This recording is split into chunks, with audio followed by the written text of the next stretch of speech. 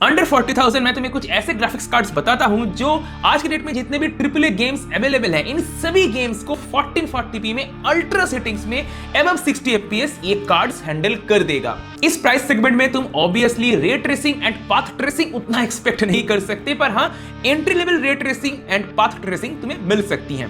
पर कुछ केसेस में तुम्हें DLSS एंड FSR की जो अपस्केलिंग टेक है इसको यूज करना पड़ेगा। ऑब्वियसली ये एक बजट सेगमेंट है, तो यहां पर तुम ultra level ray tracing expect नहीं कर सकते। हाँ, तुम अगर चलाना चाहो तो चल जाएगा, पर गेम्स की फ्रेम रेट बिल्कुल कचरा हो जाएगा। और इसको काउंटर करने के लिए तुम्हें फ्रेम जनरेशन यूज करना पड़ेगा, जो कि इस रेंज में most of the cards offer नहीं करते हैं। अंडर 40,000 डेफिनेटली कई सारे ग्राफिक्स कार्ड्स हैं, पर हम कुछ उन्हीं कार्ड्स की बात करेंगे जो 40,000 के रेंज के आसपास हो, थोड़ा 1-2 हजार ज्यादा या फिर 1-2 हजार कम। In terms of raw performance top peak होगा RX 7700 XT। 12 GB VRAM के साथ ये आता है और one of the most powerful card है इस रेंज में। Indiana Jones the Great Circle ये एक बहुत ही ज्यादा हाईली ग्राफिक्स डिमांडिंग गेम है और इस गेम को 1440p सुप्रीम सेटिंग्स के अंदर ये कार्ड अराउंड 92 fps निकाल देता है।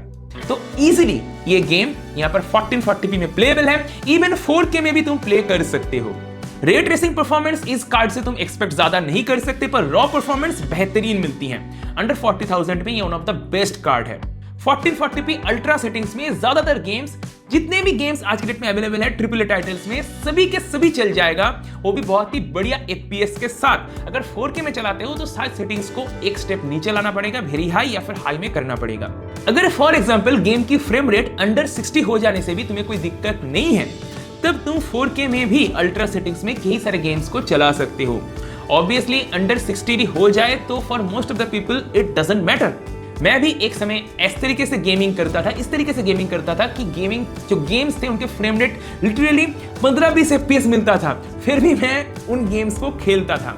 तो हाँ, अभी भी ऐसे कई सारे यूजर्स हैं, तो ऑब्वियसली इतना जो खर्चा करेगा वो इस तरीके से गेम्स को नहीं खेलेगा डेफिनेटली। एनीवे, साइबरपंक में जब टेस्ट किया गया तो 1440p अल्ट्रा सेटिंग्स में 51 to 55, 58 FPS इजीली निकाल देता है, समटाइम्स अबव 60 भी दे देता है। और 1080p अल्ट्रा सेटिंग्स में फ्रेम रेट्स काफी बढ़ जाते हैं, अराउंड 90 fps, तो नो टेंशन। इसके साथ अगर तुम DLSS या फिर FSR की अपस्केलिंग यूज करते हो तब तुम्हें फ्रेम रेट और ज्यादा मिल सकती है।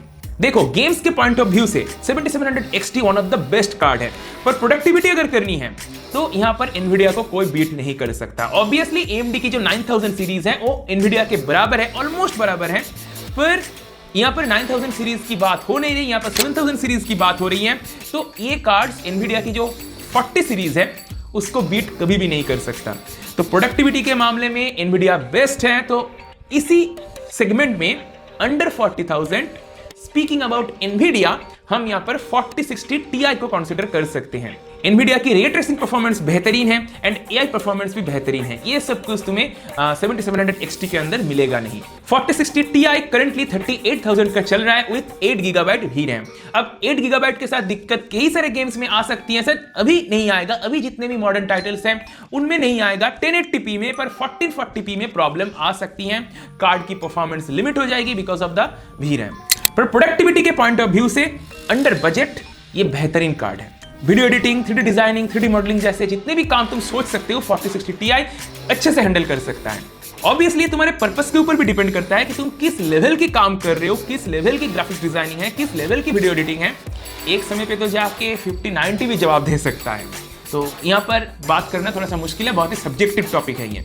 बाकी इसकी वही दिक्कत है, कम VRAM अवेलेबल है तो कुछ जगह प्रॉब्लम तो ये करेगा ही। तो यहाँ पर तुम्हारे पास DLSS फ्रेम जनरेशन है, तो उसको यूज करके थोड़ा बहुत तुम फ्रेम रेट को बूस्ट कर सकते हो। थोड़ा बहुत जो इसका VRAM कम है इसको थोड़ा बहुत काउंटर तुम कर सकते हो। पर ये कार्ड DLSS 3 को सपोर्ट करता है, DLSS 4 को ये सपोर्ट नहीं करता, तो इस बात को भी ध्यान रखना। 4060 Ti की परफॉर्मेंस मुझे दिखाने की जरूरत नहीं है, हर किसी को पता है 4060 Ti किस लेवल की परफॉर्मेंस निकालता है, तो इसको हम यहाँ पे स्किप कर देते हैं।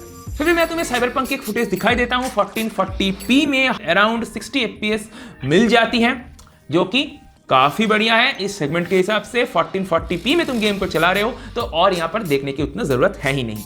ऑब्वियसली यहां पर 7700 XT इससे थोड़ा बेहतर परफॉर्मेंस दे सकता है।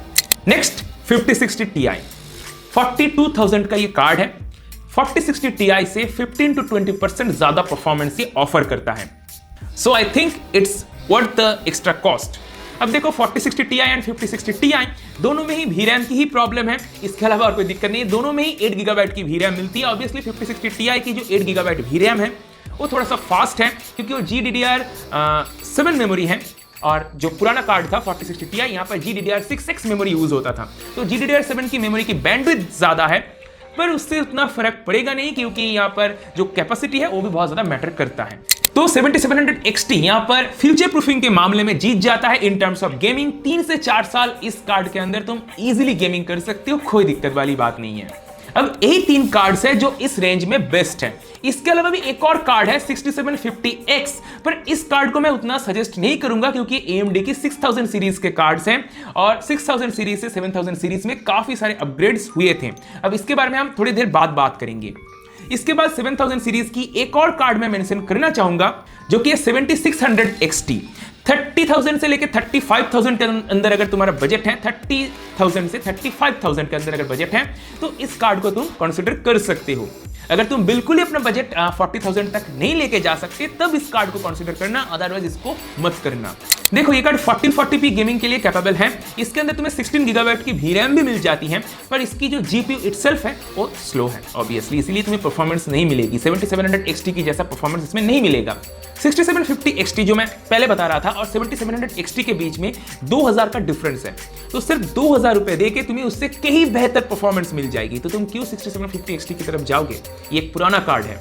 एनीवे, अब मैं तुम्हें जो बता रहा था कि जो 6000 सीरीज के कार्ड्स हैं वो अब 2025 में आके लेने का कोई लॉजिक नहीं बना था। 7000 सीरीज के अंदर नया आर्किटेक्चर है, बेहतर रे ट्रेसिंग परफॉर्मेंस है, बेहतर कार्ड्स की एफिशिएंसी है compare to 6000 series. 6000 series launch हुआ था 2020 में और 7000 सीरीज लॉन्च हुआ था 2022 में। इसके साथ 7000 सीरीज में तुम्हें FSR फ्रेम जनरेशन की भी सपोर्ट मिल जाएगी जो कि पुराने 6000 सीरीज में नहीं था। तो अगर तुम्हें मेरा पर्सनल राय जाननी है तो मैं तुम्हें यही कहूंगा, अंडर 40,000 अगर तुम्हें अभी कार्ड लेना है, इमीडिएट चाहिए, तुम थोड़ी देर रुक नहीं सकते, थोड़े दिन रुक नहीं सकते, तब तुम इन कार्ड्स के साथ जा सकते हो जो मैंने तुम्हें बताया। पर अगर रुक सकते हो, थोड़ा इंतजार कर सकते हो, तो मैं तुम्हें सजेस्ट करूंगा तुम 9060 के लिए वेट करो, RX 9060 के लिए वेट करो। ये कार्ड भी काफी अच्छा होने वाला है। किस प्राइस सेगमेंट में ये लॉन्च होता है ये देखने वाली बात है। अल्टीमेटली 5060 Ti की एक अच्छा कॉम्पिटिटर जरूर बनेगा। देखेंगे वो हम इन फ्यूचर क्या होता है, मैं वीडियो जरूर बनाऊंगा। अभी के लिए इतना ही। तो क्या क्या सजेशन है वो तो मैंने तुम्हें बता ही दिया है। अब अगर तुम्हारा कोई और कार्ड पसंदीदा है वो तुम कमेंट करके बता सकते हो, और सारे के सारे कार्ड्स की लिंक मैं तुम्हें वीडियो के डिस्क्रिप्शन में दे दूंगा, जाके चेकआउट करो। AMD के जो 9000 सीरीज के 2 कार्ड्स लॉन्च हुए थे, 9070 और 9070 XT, ये दोनों कार्ड्स बेहतरीन थे। 5070 को इजीली ये बीट कर रहा है बहुत सारे केसेस में। तो इसके ऊपर मेरा एक डिटेल ओपिनियन है, एक डिटेल रिव्यू है। स्क्रीन में जो वीडियो आ रही है इसको जाके देखो।